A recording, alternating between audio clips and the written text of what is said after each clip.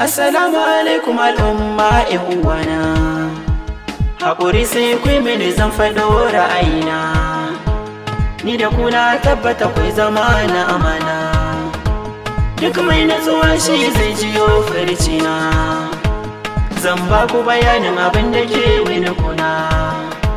Sannu sai ku biyo ni, zan yi muku nuni, don ku samu sukuni. Duk mai haƙuri bai shan wuya nazarina. Na jarraba yin haka kuma yayi mini rana. Komai in zami karmi shi da barna. Matsayi na tuwotin da baya canza suna. Tausayi na mata da yara 'yan ƙanana. Wanne zan ɗauka kai da rike naka, kar a samu